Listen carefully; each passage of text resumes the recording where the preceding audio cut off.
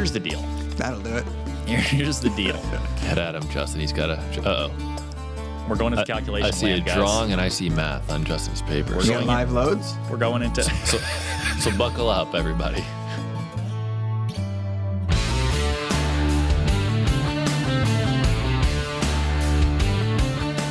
Welcome to the Fine Home Building Podcast. It's our weekly discussion of building, remodeling, and design topics aimed at anybody who cares deeply about the craft and science of working on houses. I'm Justin Fink. I'll be your host. I'm joined by editorial director Rob Yagid. Hey, Justin. And design editor extraordinaire Brian Pontolilo. Good morning, Justin. A nice little rhythm to it. We should get like that monster truck echo when we do the name, like Brian Pontolilo. Yeah. We should go back and put it on all the old episodes. Jeff, get to work on that. Hey, I got a question. Wait, I didn't get to finish the intro yet. Is it you intro didn't finish the related? intro yet. It's actually pre-intro related. Let's do it. Well, you read, for those who listened to the beginning of the show, they might have heard your read of the advertisement for our sponsor, SoftPlan. Yes, brought to you by SoftPlan. Do we know what the remodel software is? We do not. You are loving to ask me questions I don't know the answer to. Yeah, on air. I'm curious about that. If it's, I'm curious about that. That also sounds, available like with how- SoftPlan Remodel for kitchens, baths, and additions. It sounds remarkably helpful. I hope it is. I wonder what would be different from that and just a regular. That's what I'm wondering too. If there's a way to Yeah. maybe import stuff from from photos or. These are the kind of questions you should ask me in preparation for the show so that Okay. I can have an answer for you. Maybe I'll do some research for the next show. Done. So today we're going to be talking. Actually, we have a little bit of feedback. 2 pieces of feedback. People taking us to task. Yes. Actually, one's taking us to task. One is helpful comment. Is that warranted? Yeah, It is? usually. I got to re-listen. I thought we were pretty diligent about our lead safety. That one was on lead paint, but Were we not? then we're going to be Probably not. diving into. Then we're going to be diving into some questions about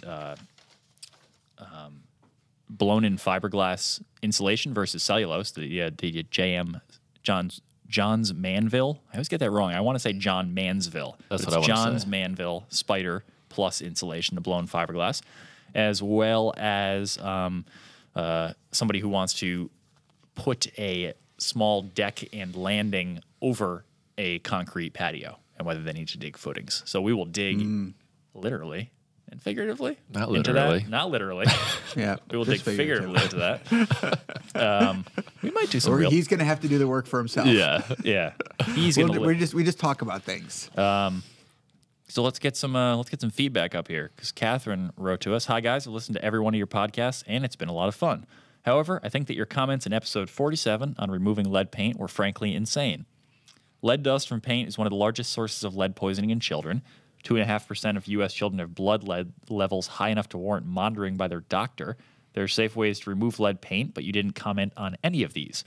The Paint Shaver Pro that you recommended does have a HEPA vacuum attachment that's sold separately, which complies with the EPA RRP requirements, but the base model does not. For people who don't know, the RRP is the repair, renovation. What does that stand for? I don't even know. I should have probably not have committed it to. I don't know, but you came into that came into it sentence pretty hot. Pretty confident. And pretty confident. Well, I had the first 2 letters. Protocol? Oh, Justin. RRP, Rob. Look it up. Painting? Repair, renovation, and painting? That's probably what it is. That would make sense, Brian. We are talking about painting. We're Lead talking paint. about lead paint. It's basically lead safety protocol. Renovation, repair, and painting program. Yes. From the EPA, right? Well, I got the first letter wrong, too. Recover. Quickly. Okay, All right. good. So Catherine goes on. The basics to keeping yourself and your children safe from irreversible brain damage are as follows. Remove everything you can from the area.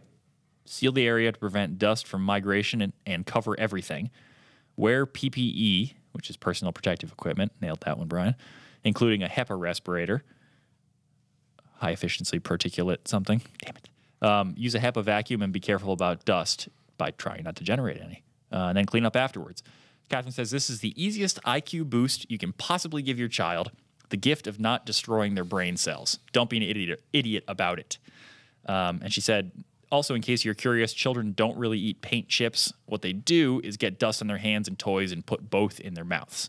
So Does anyone know what we said about that? I was talking about the.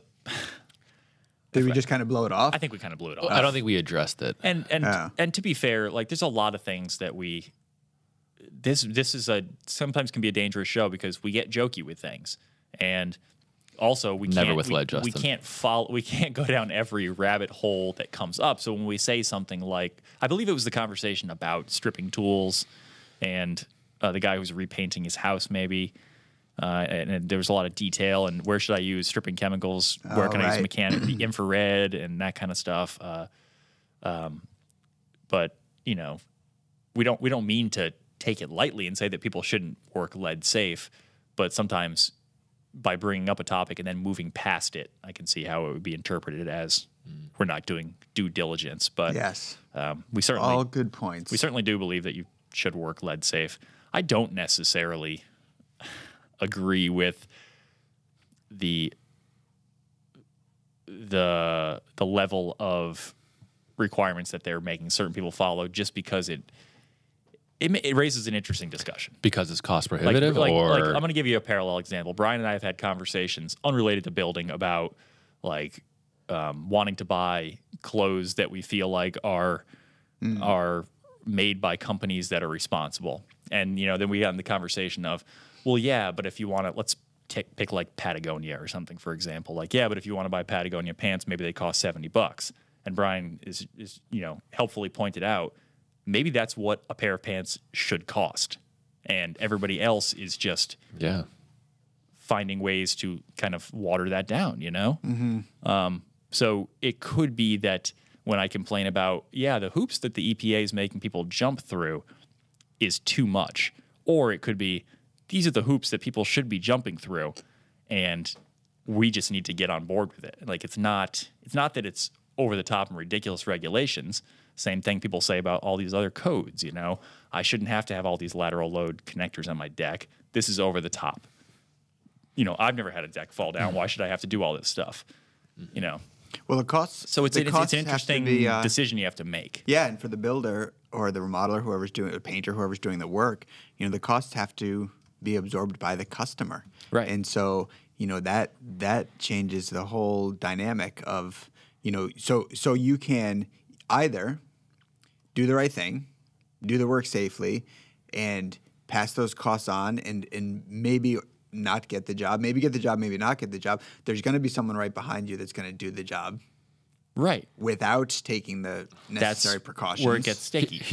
You can pay what you want to pay. Yeah. But don't expect that you're going to get this if you're paying for that. Yeah. And I believe homeowners can opt out of that, right? They can, but I was just curious to know if a contractor could sign a waiver to, you know, if the homeowner's like, you know, do follow your standard procedure, you don't have to worry about the lead, whether or not there's lead here. I'm not sure. Can they sign a certificate? And this, I think, is going to get to the point of the frustration. So I just tried to look up, like, you know, common questions. And with the renovation, repair, and painting, the RRP rule, frequently asked questions is 91 pages long. Start with question one. Let's go through them right now. So it's I understand the frustration. I understand the importance of working lead safe, but I also, from the contractor's perspective, and even the homeowner's perspective, I understand some of the frustrations. I do too, but up to a certain point. Like, you know, people going, you know, this is just ridiculous that it's going to cost me X grand dollars to have my house repainted. It's like, well, maybe that's just what it costs to have the work done. Like we talked about this with Patrick when we were talking about the HGTV thing and whether, like, what possible damage it's doing to the perception of the industry. And, you know, that idea on some of these flipping shows where you see these kind of like these flipping guys with their business suits on and they're running their flipping empire. And I don't mean flipping like like a swear word. I know that sounds pretty good. To flip an empire. But they're going, you know, listen, man, I give you a lot of work as a plumber. So I know you want this. You said this job's going to cost $5 grand, but I'm only going to give you $2,500. So that's just what's going to have to be. And these guys get like pressured into, okay, fine, I guess that's what I'm going to have to do it for. And it's like, go F yourself, you know? Like the work costs $5,000. Yeah. It's not that guy is trying to gyp you so that he can drive a Mercedes. It's right. That's what it costs. That's what it cost. You know? We need Sean Van Dyke back on the show to teach people how to deal with those kind of customers, and likely it might be walking away from them. It most likely is. You know what I mean? It's you need to, because I mean, I've been in that situation where I've taken cuts to try to get the work, and I think every contractor has done this. Every contractor's gone down this route of business is a little slow right now, or I'm afraid to lose this work, whatever the reason is, and so you agree to less than you think, or you're afraid you're not going to get the job, so you lower your price for the bid, whatever it is, and it never pays off, ever. Like, you're always halfway through the job going, damn it. Yeah. Should not have done that. It's not worth it.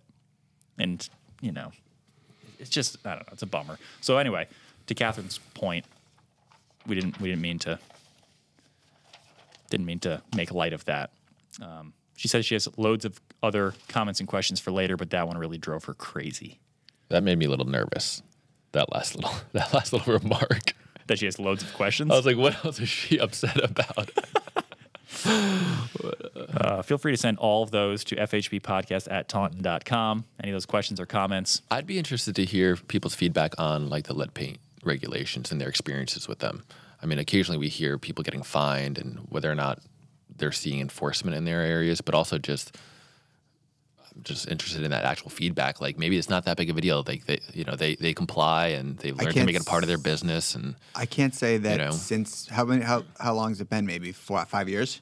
At Since least that was launched. Yeah. I can't say that I've seen more than, I can count on one hand how many job sites I've seen where they're following the guidelines. And you hear these, and one of them was our shoot, showing people how to do it. was probably our shoot. And you hear about these fines that certain contractors get that are outrageous. Yeah. Oh, And- you're done. and so it's like- you're closing your business. So they don't have, enough people in the field to really have enforcement. So they use like these certain cases to kind of, I don't know. Well, it's like blanket fear, approach. Well, I didn't read it, but Catherine said the EPA just issued a big fine to a very reputable contractor in my area. Guess who I'm not calling for my big renovation? Also, lead poisoning is no fun for pregnant women, other adults, or pets. Which, it was funny when I was stripping my house. I was doing all the lead paint work, and I did use the Paint Shaver Pro, and I had the vacuum attachment and everything. But I didn't drop cloth everything. I didn't wear. Did you have signs up? Full Tyvek. I didn't have signs up. It was my own house. Unbelievable. So I knew the dangers. I knew, and I made my own call for myself. Yeah. And which you should be able to do as the homeowner. I don't think you can't use drop cloths, right? You have to use plastic because I think you have to bag it up at the Sorry. end. You have to bag up take it away. everything. I meant plastic. Everything needs to be bagged up. So if you're in a renovation and you take down that 16-foot piece of crown or whatever that has paint on it, that needs to be bagged up. Yeah, it's pretty So intense. now create that lead dust as you cut it. You know what I mean? And it's pretty intense. Yeah. And it could be, and again, it's like, well, what do we really know? What makes us knowledgeable enough that we can comment on lead paint for the world? Like, we're not scientists. We have not studied lead paint. So us sitting here going, boy, I feel like it's more reasonable that if we set up good job site containment, we have fans blowing out the windows to create negative pressure, and everybody keeps clean and doesn't track through the house, we're fine, right? And it's like, well, I don't know.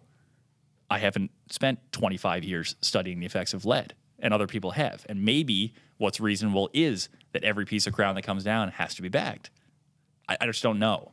So it's one of those things. Like, maybe it's absolutely appropriate, or maybe it's insane and way over the top.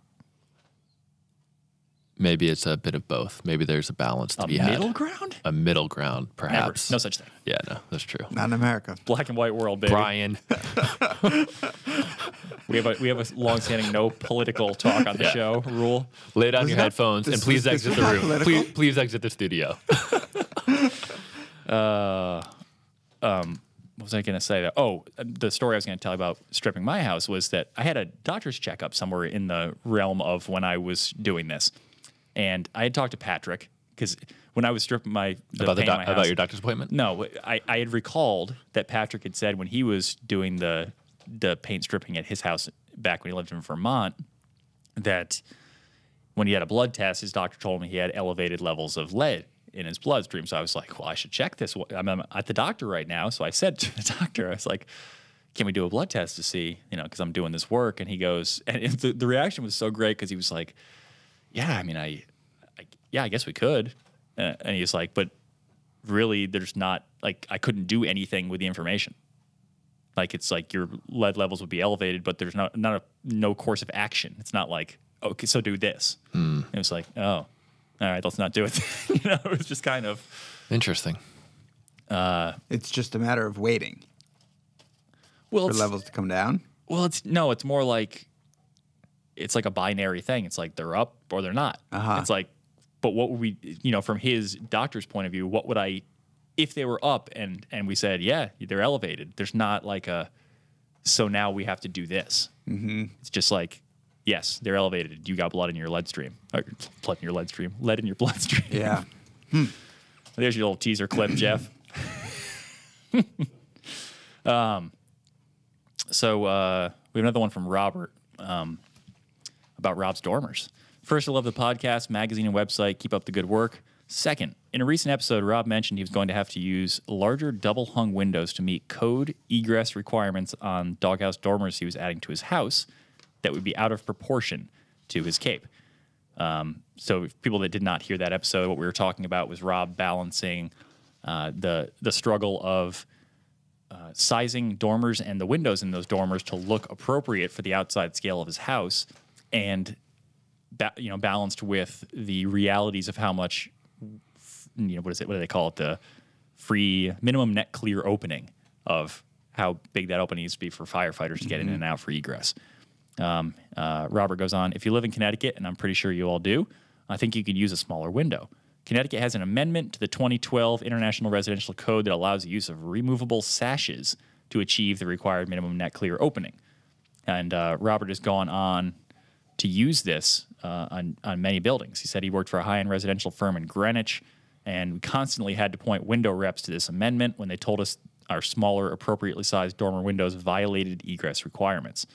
He says that this amendment may have changed if Connecticut updated to the next code, but that this is something people can check out. The language, the amendment it's called operational constraints. It's R310.1.4, and we'll throw it up on the show notes. But it's emergency escape and rescue openings shall be operational from the inside of the room without the use of a key or a tool, which is pretty standard. And the net clear opening dimensions shall be obtained by the normal operation of the opening from the inside. So I think what we're saying here is that as long as you can remove the sash without a key or a tool, the upper and lower sash, yeah, then you're fine. Yep. And were you aware of that? I was. The other solution to that is. Well, why did you say that when we were talking about it? I think we did Take talk off your about headphones and leave the room. I'm going to do the rest of the show myself. The other solution, and the solution that I had been leaning towards, was to use a casement window that looks like a double hung. Right, we talked about that. Yeah. Jeff, I'm going to need you to. Today's your lucky day, Jeff. You're now on the show. I think there's a bunch of. I like the idea of casements. I think you get better performance out of casements. Their operation is a little bit easier from the interior, especially if I put any kind of built-in furniture within those dormers. And also, this is a little bit ridiculous, but for cooling is there's this theory of scooping. As you roll out those casements, you could capture wind and help ventilate and cool your room. I forget where I read that in one of our articles or heard it from some architect. Heard that. Yeah. You know what I like that people don't use enough of is the hopper style window. Yeah, hoppers are cool. They're sweet. They look so cool. Wait a minute, which one's which? The hoppers open out at the top, right? Yes. Sometimes people use those in sheds. Not so great for rain. Typically not used in the as house. opposed to the awning. The awning Awning opposite window. way. There we go. Up Yeah. in the bottom. But hopper windows look pretty sweet too. Yeah. Yeah, gotta get some of those going. We're coming up on the interior window install in Rob's house finally. Sometime soon. Sometime soon. Sometime soon. That's how we roll. That's our schedule. We're Tight coming schedule. up on it sometime Yeah. soon. Well, that's an upgrade. I think Justin said early June. That's an It's upgrade. going to be over at the old We've narrowed the old it down homestead. to a month. Yeah. Yeah. To a season. The Summer. early part of the month. Yeah. Well, not necessarily. Don't try and pigeonhole us here, Brian. The best traditional home in our current houses issue, I think still on the newsstands, is a federal-style home in Vermont. Federal-style home would definitely have double-hung windows. That house is kick-ass, by the way. It is a kick-ass house, yeah. In fact, those are casement windows. Oh, really? Yeah. Really? Yeah. Wow. And the company, forget who it is right now, but it's mentioned in the article, so you could check that out. And they did it to get to an energy performance level, Right. That they couldn't get with double hungs. Yeah. And they couldn't go. I forget if they ended up with triple pane or not. They definitely couldn't get the performance they wanted with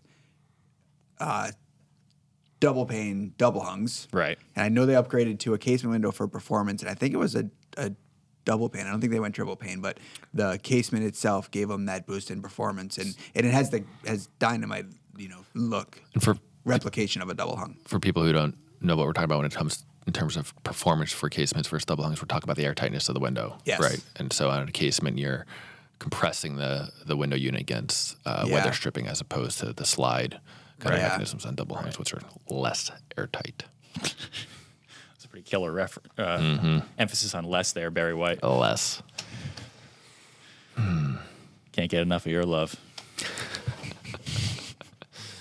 All right. First question comes from Nate. FHB guys. First of all, great job on the podcast. It's the right mix of information, opinion, and entertainment. Keep up the good work. Now my question. After listening to the episode about dense pack insulation a few weeks back with guest star Patrick, I'm curious. I love that too. I'm curious as to your opinions on the pros cons between dense pack cellulose and Johns Manville. Oh, he spelled it wrong. See, Nate did it wrong too. Johns Mansville, he did. Spider Plus fiberglass insulation. I've used dense pack cellulose on multiple projects over the years, but not yet the JM Spider product. One of my insulating contractors introduced me to JM Spider product, and I was immediately intrigued and wanted to try it on a project. So, my abbreviated questions and pros cons that I've considered. JM Spider is only about 1.8 pounds per cubic foot for a 2x6 R23 wall. Dense pack cellulose is 3.5 to 4 pounds per cubic foot. What are the benefits of the higher density? Is it air infiltration, sound absorption? Is it something that's climate dependent? What the benefit/need is? And on second topic here, on previous projects, I've noticed how tight and even bowed the dense pack cellulose and InsoWeb fabric are, even when stapled up tight. I didn't notice any issues with the drywall installation, but we have been using 5/8-inch drywall on 16 center studs. He's concerned about the wider spacing of advanced frame walls. So basically, let's just talk about this. Want to talk about what JM Spider is first? James Spider. JM, I said. Oh, I heard James Spider. That's what I heard too. Yeah. Sorry, guys. It's okay. Roll the tape back, Jeff. Let's get him. JM. We got to look into that name and find out what's going on. Johns Manville? Yeah. Mm-hmm. I'd like to know. I bet it's just two last names. How much you want to bet? Might be. Nailed it. So the Johns Manville Spider Plus insulation is essentially fiberglass insulation that is loose fiberglass blown through a hose, and the end of the hose, actually, I looked at the picture of the end of the hose looks sort of like that wide, flat vacuum nozzle you'd use to like get Cheerios from under the couch, except it has these little, it's bigger, obviously, and it has these little jets, like these little hoses that come out and little misters that kind of point in towards where the insulation comes out at the end of this wand. And that coats the fibers with, is it acrylic adhesive? An acrylic binder. And that just gives it like a little bit of a stick so that when it sprays into the cavity, it clings. And that's supposed to be that's the spider image. Like it's like little spider feet, you know? And it sort of interlocks around itself, the fibers, and that's sort of what gives it its body and its... And I think it's installed similar to Dense Pack, where you fill those cavities and then you shave those cavities flush. It's filled similar to... Wet spray. Oh, yeah, damp spray. Damp spray. Yeah, sorry about that. Which we don't see as much of anymore, but it's still a thing. But that is either dampened with water or some small amount of adhesive in the same sort of way, sprayed into the cavities, shaved off flush with the studs. Everything that falls on the floor can be vacuumed up and recycled and reused, yeah. Is that true with the Johns Manville Same product deal. as well? So Same what deal. they said was... I was reading. Did you look into this, Rob? I was reading an Alex Wilson piece about it. He used it in his house. And I actually really liked the fact that we got this question because I admit that I really didn't know much about JM Spider before we got this. And it's not new, but I just had never really come across it. You could also and it's pretty cool. You could also Dense Pack it. Oh, really? Yeah, they've got I I think they call it Spider Dense Pack. It's a pretty clever name. Michael Chandler, who's a builder down, is he in North Carolina? Yes. He's a big proponent of spider and dense packing it and like double stud walls and things like that. So let's talk about some of the criteria, or some of the characteristics rather. So you don't need netting for this. You can spray it right into the walls or into the ceiling cavities. It's lighter weight and less dense, which is one of the things that makes it a little. It reduces the problem of what he's talking about with. Alex Wilson talked about it, and he was spraying really deep ceiling cavities, and he liked that it was lighter weight because they were slightly worried about dense packing those with cellulose because of just the weight of that amount of insulation in a wide rafter cavity that is so deep, sagging the drywall. Mm-hmm. And this is the same kind of thing we ran into on another project with Steve Basic, where they did a massive amount of dense pack up in an attic. Not dense pack, loose fill up in an attic, loose pack cellulose, loose fill cellulose. They were worried about the drywall bowing. Mm-hmm. So, I mean, that is a concern. It's a lot of weight you're adding in some of these deep installations. So Alex liked the idea of the lighter weight. When we talk about scooping up the insulation that's been shaved off once it's sprayed, I guess that gets sucked back to like the truck in the driveway where the big blower is, right? Mm. And then if you're really getting kind of anal about the installation, there's a certain mixture of spider insulation coming out of a bag that's put in the hopper versus how much you're recycling from the floor of the job site to make sure that you have the right level of tackiness for when you're spraying it in situations like the ceiling. It's less critical in the walls, I guess. But it's same fireproof. It's insects don't like it. Mm-hmm. It's obviously not a naturally occurring material. No. Which is why, like, I was shocked when Alex Wilson, who works for Building Green, and he's written for us many times, he writes on Green Building Advisor. When he started writing about this, I was like, hey, man, what am I missing here? Mm. And he went on to say that, some of those things, it's characteristics of fiberglass people have complained about, formaldehyde and the carcinogen, and he's like, it's all largely been disproven. There's always, I was like, I didn't know that. Considerations in any insulation material, like what your chemical sensitivity is going to be, because even cellulose is treated. Mm-hmm. It has a slightly higher R value than dense pack cellulose or dam spray cellulose. What is the comparison? I mean, is it like real close? Like he claimed R 4.2 for spider, and then 3.7, 3.8 for cellulose. He talked about the acoustic performance is similar as well. One thing that this guy is asking about is, his concern over the density and the relationship between density and air tightness of that cavity. And I think you're still, are people using cellulose as an air sealing measure? No, you really shouldn't. You shouldn't be. You're still using sealants and all that kind of stuff at all your penetrations, tapes, whatever. You got your air barrier. And so is that less of I would think that'd be less of a concern for him if he's following all those other air sealing approaches that we always talk about here. Ideally, you should not be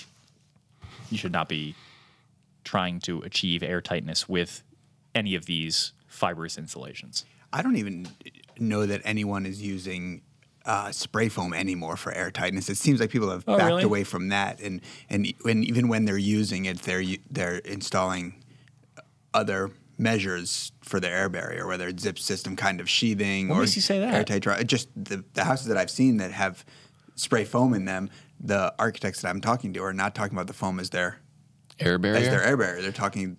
They're using zip system and they're using other things for their air barrier. So are they doing it because R values are? They're doing it for R values mostly, And to hit certain R values in smaller and thinner wall assemblies are less complicated framing-wise wall assemblies. Or to protect against condensation. Yeah, when in the flash and bat and flash and fill systems, Mm-hmm. Get that certain ratio of impermeable spray foam to permeable, blown in, whatever other types of insulation we're talking about here. In fact, the author that wrote about the and this is a one approach. The author that wrote about the passive houses in the Southwest in a recent issue of Fine Homebuilding, prefers to make sure he really likes to separate these kinds of controls in the materials that he uses. So he doesn't like to ask materials to do more than one thing. Oh, interesting. Yeah.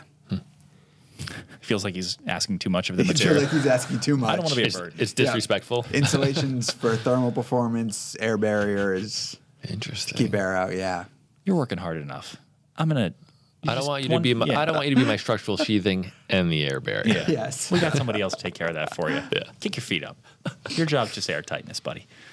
One thing that still, even though all anecdotal evidence that I'm reading about blown fiberglass tells me that it's not itchy, it's like the biggest mental barrier for me when I look at photos of people blowing blowing fiberglass on a job site. I'm just like, I can itch just looking at the photos. But we got a photo up on the screen right now for those who can't see of a guy spraying. He's covered in this spider. He's wearing stuff, shorts. and he's wearing shorts and a t-shirt. Shorts and a t-shirt covered. It's sticking to his skin. Yeah. But Alex said that he was in the house when this was his house they were doing it in, and he was working in the house while they were spraying, and he wore a dust mask and nothing else, and he was not itchy, and nobody else. And was I don't know if it's because it's Sorry, Jeff. He was wearing other stuff besides the dust mask, but no other protection. that kind of job site. Interesting. I don't know if it's because all those fibers are coated in that binder that there's less airborne fibers as well. So he claimed that it's less dusty, and then all the installers. Yeah, he actually Not said itchy. it was less dusty than cellulose. Yeah. And cellulose job sites are like, Dusty. I would say they're dusty. So do you have to have, We didn't really talk much about cellulose, by the way. other than the hoses, do you have to have special equipment? Is this a special Yeah, hopper and special I blower? think you're like a franchise. Sounded franchise. like the guy who insulated Alex Wilson's place had to spend like $70,000 on a new rig. So not a big deal. Yeah, so just It probably makes sense to just do it for your own house. You know, Yeah. just become licensed and get yourself geared up and Yeah, if you want to maybe do it sell yourself. stuff on eBay after you're done. But not to give cellulose short shrift. There are a lot of good things to know about that too. It's very inexpensive. You do have to You have to put up, either have the drywall up in advance or put up the insole web so that you can section off the cavities. You know, give yourself something to dents back essentially. But same sort of deal. how are people dealing with the bowing between studs? There's a big roller that you use. Oh, really? Yeah, once it's installed, it should bow the insole web a little bit. That's kind of the point. Yeah. But then you're supposed to go back and they use this big heavy roller that rolls it back flat again. So it may just be that if your contractor's not doing that, then he's not doing it right. Because I think it's fairly typical for it to bow. They kind of protect against it to a certain extent by doing that lip stitching method where that scrim, the insole web is attached to the face of the stud, but then also kind of wrapped around the side and fastened. So it kind of pulls it a little tighter across the cavity. They're fastening it to the edge of the stud as well as just the inside edge. Do you see what I mean? Yeah. Sorry, I was You're thinking making a about confused face. because I was trying to think. I've seen construction photos. And I'm forgetting the project. Sorry, where they strap the interior of the walls over the insole web. And I'm trying to think if that was as a measure to kind Probably. of just smooth out that plane. Right. Especially in like an advanced frame house, like he's being concerned. So I guess that's a technique, right? You can, Well, not only you can that, strap but if it. you have 24-inch on center framing, you can set your strapping 16 on center and eliminate a lot of problems with, worries about fastening the drywall. And we're at the point Trim and all that. We're at the point with drywall now where like the rows of screws you need are getting farther and farther apart. Like pretty soon we're gonna get to the point Because of adhesives because and we're everything? using adhesive. It's like just put one screw in the center of the sheet and move on to the next one, and then later back the screw out. Because of the spray foam, like the Titan drywall adhesive is supposed to be just so. And Patrick was telling me that he's been hearing incredible things from people in the field about how much spray foam is changing subfloor adhesive. Like we've seen it happen. We've seen people are using it. Advantech has their own spray foam glue now for LaPro style dispenser guns. But we're getting to the point now where they've been using them for half a year or a year, and we're starting to hear more and more about kind of we figured it out. We know you can't use it when it's raining out because it'll wash off the foam, and but just how much easier it is to work with, how much easier it is to pull the trigger and just hold it down instead of like, getting the lobster claw from all day of cranking on that tube of mega tube of PL. Oh God, yeah. Let's move on. Let's do another question. Oh wait, did you get an answer from Martin on the membrane thing before I bring that up? Yeah. Joe had a little follow-up on the end of this. He said, regardless of the insulation product, I don't see a drawback yet why I wouldn't start using smart membrane product on the condition side of either product. It seems like a no-brainer unless I'm missing something. It seemed like a no-brainer to us too, but we like to check with a real adult when it comes to this stuff. So we asked Martin Holloway. So I checked with Martin, and he said the smart vapor retarder isn't necessary. Building codes don't require in his climate zone, but it is indeed much safer than just standard poly. And he said his classic response is that in your climate zone, you don't need an interior vapor retarder, but it always makes sense to pay attention to air tightness. It doesn't really answer my question of whether it can. He can doesn't it be a need problem? it. I don't think it can be. What I had mentioned to Martin is that Send him an email right now. We're going to move to the next question, and There we'll was some circle guy, back. about, Well, about 100 years ago, there was a guy talking about lead paint going, you guys think there could be a problem here? Nah, can't see a problem. Well, I think that's like why there's the rise of the smart vapor retarders, so to speak, is because they're far less risky than poly. We need smart paint. Yeah. Yeah. So let that one hang. Let it hang. Emphasis. Yeah. The cricket sound effect in there. Joe writes to us, I was hoping you guys could give me a little guidance on a landing and some stairs that I need to build. I have a colonial house built in 1960 with the first floor being brick. It has a recently poured concrete patio and an entrance that's 35.5 inches over the patio. No columns, no porch roof.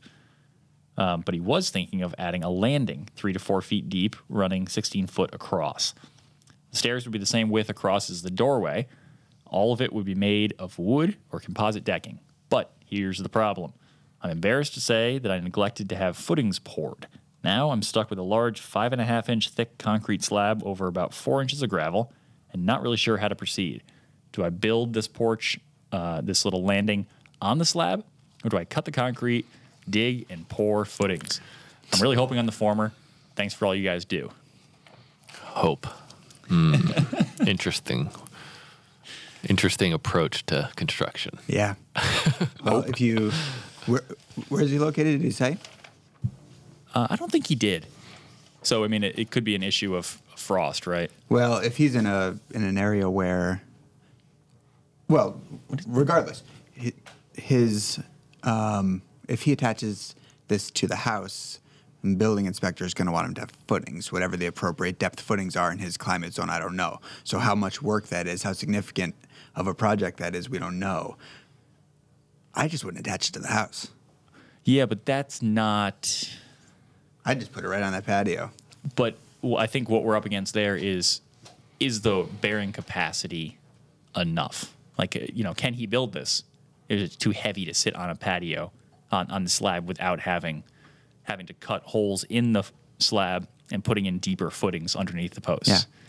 I think he's good. Based on what, Brian?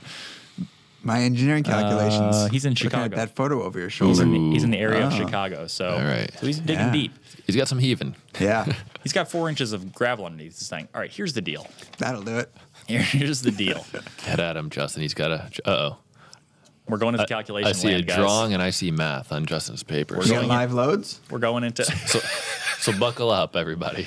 no, but so this is just some napkin math. I thought this would be a good. It's the only math we do here. I thought it would be a good opportunity to explain how we figure out how much weight, what the bearing capacity is of the footings in the soil that you're building stuff on. So whether this is sitting on the dirt, whether it's sitting on top of the concrete slab, whether it's a deck, whether it's a landing, whether it's a pergola, it doesn't matter.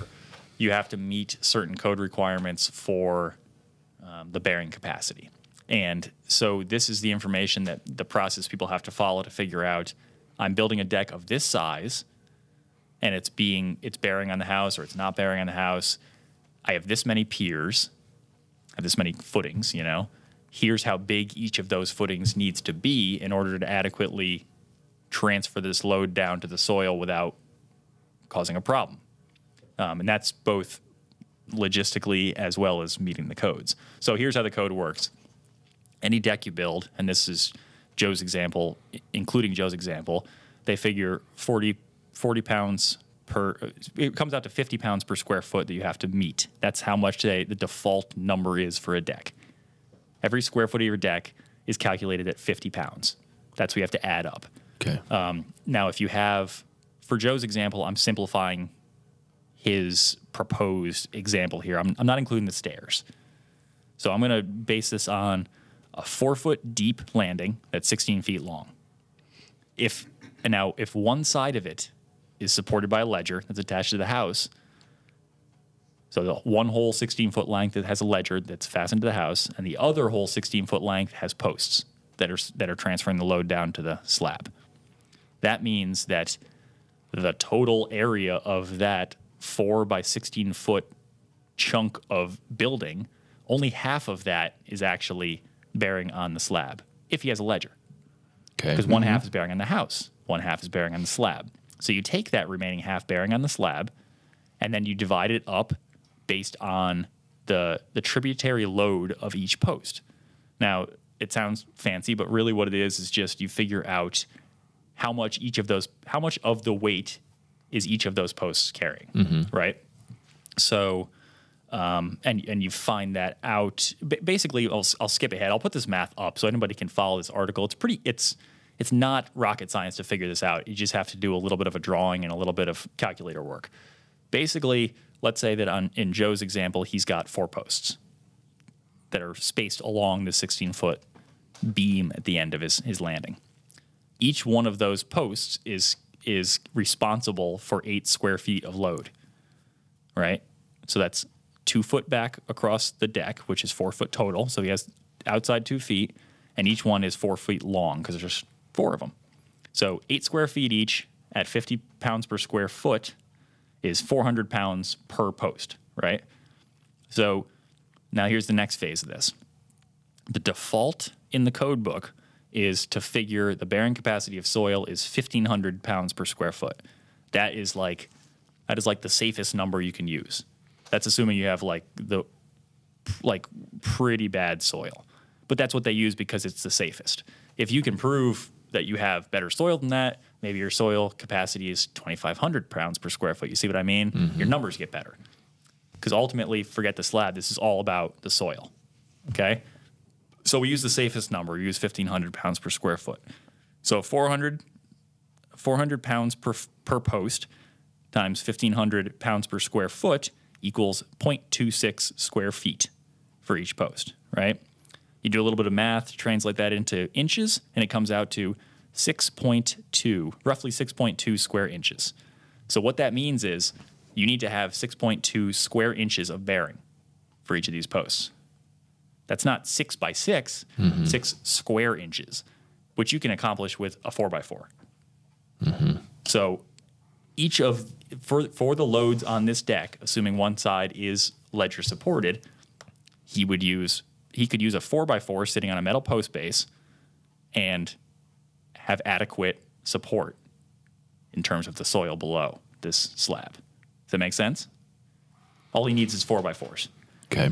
It gets a little more complicated with the fact that he has a brick house because he's not probably going to attach it to the house, especially if you start getting into the frost heave thing. Because as Brian pointed out, once you attach it to the house, you need to have footings that go down to frost depth. If you don't attach it to the house, by the way, this is all freaking subject to your building inspector. That's the thing. Like you could make a pretty good argument, and your building inspector might go, "Yeah, sweet, you did your homework. This sounds all legit, and go for it." So if he's got a freestanding deck, if it's freestanding, which is totally fine, it just means that he has to have 4 more posts. So he has 4 posts on the outside of the landing, 4 posts on the inside of the landing. Each one of them is still carrying the same amount. Because remember, in my calculation, I'm only focusing on the outer half of this thing. Now he's doing the inner half as well. So there you go. I mean, so maybe he would have to bump up to 6x6s once you add in the stairs. Because when you add in the actual weight of the stairs, which is also calculated in the same way, the weight goes up a little bit, right? But bottom line, yeah, you've built a freestanding platform on 6x6s. You just figure out how many posts you need so that each one is carrying you don't want to overload, because if like the same example with 2 posts, now each one of those posts is carrying twice as much as I've explained, and now you can't do it with a 4x4. It's too much. Does that make sense? So that's basically how you figure out. And by the way, for people who are like, well, what if I have a deck that has round pier footings? They're set numbers. Like a footing that's this wide in diameter will carry this much. So you can figure out, based on the load that's coming across my deck, the amount of load that's being transferred into these posts, and the posts are going down to the footings, I would need to have a footing this freaking big in order to adequately then transfer that load to the soil. That's how it all works. And another helpful thing to remember when you're thinking about these loads is the same thing that woodworkers have to remember when they're clamping things up.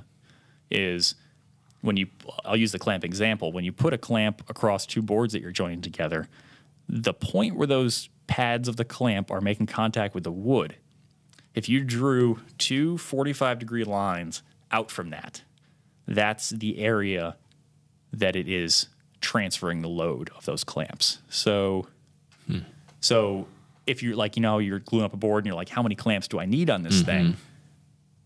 You would draw 2 45-degree lines coming out from the caul, the pad of each clamp, and that's the area that it's pressing. And then go over one. Yeah. And so you want to have overlapping 45-degree angles. Does that make sense? So that's that.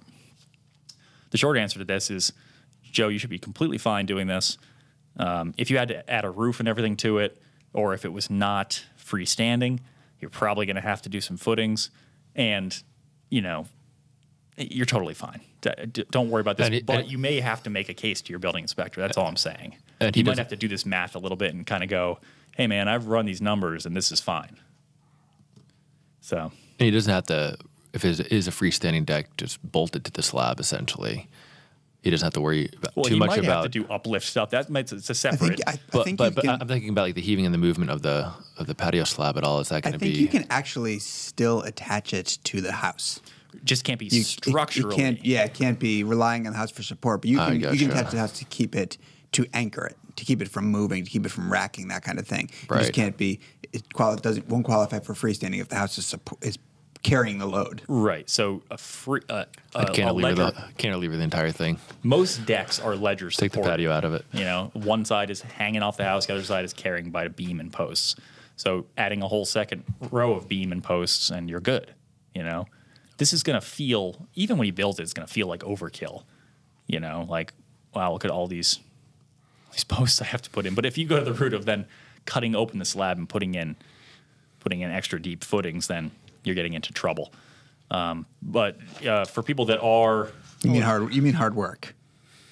Yeah. What did I say? Trouble. Yeah. You're getting into hard work. Yeah, that's what I meant by trouble. But for people, like if you're adding another lolly column in your basement or something, I don't want people to think, oh, well, according to this, I don't ever need to cut through my slab to put in a footing. You do in a lot of cases. It's just that in this one, the weight's not that much.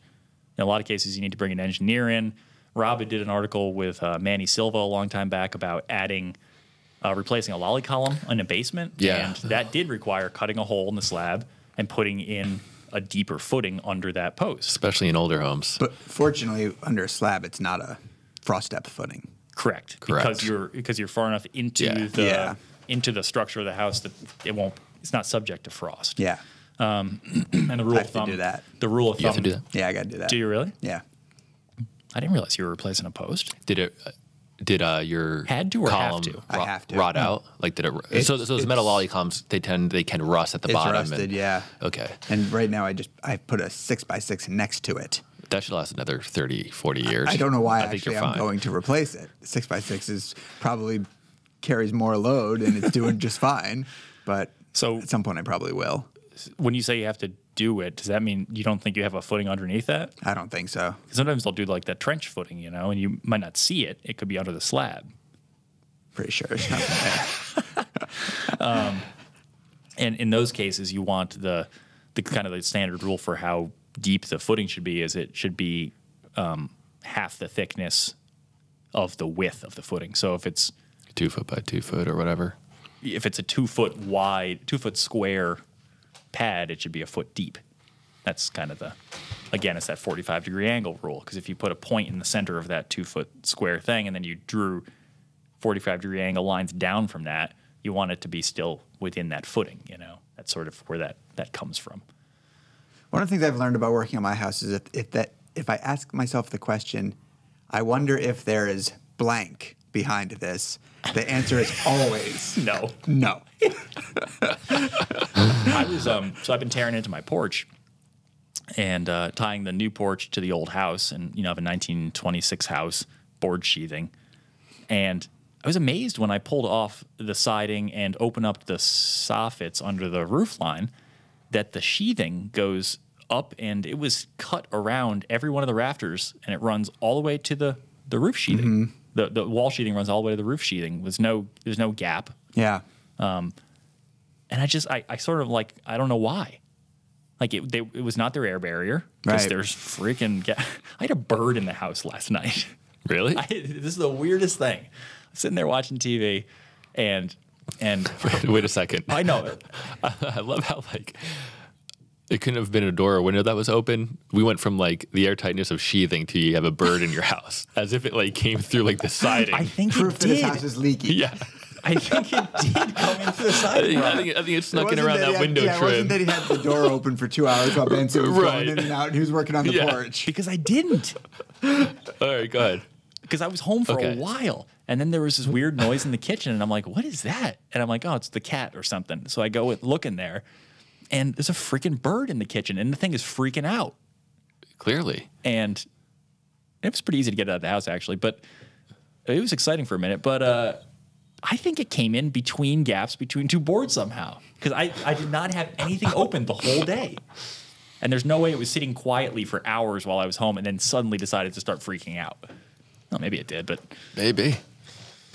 those birds, man. Airtightness. Do you know that birds can shrink themselves down to like the depth of a dime and go through something? Did you know that, Brian? I've heard that about lots of animals. we're gonna have to That's fact like check- one of we're those gonna have to things, fact check right? that one. That's one of those sayings. Don't fact check it. It's a lie. Okay. All right, we're done here. That's going to wrap up the show for this week. If you have questions or topics you'd like to hear us discuss on an upcoming show, shoot us an email, fhbpodcast@taunton.com. Also, if you like the show, hop onto iTunes, share the love with a rating and review. Check us out on YouTube, where we're also streaming these videos of the podcast. And I believe we're going to have a section below open for commenting. I've not checked on that with Mr. Michael Moran Alterio. Comment away. We might not, answer your comments if you're mean to us, but we'll check it out. And this thing is a grassroots effort, so help us spread the word. Tell people that you think are going to find it interesting, and help us grow. Until next time, this is Justin for Rob and Brian saying, happy building.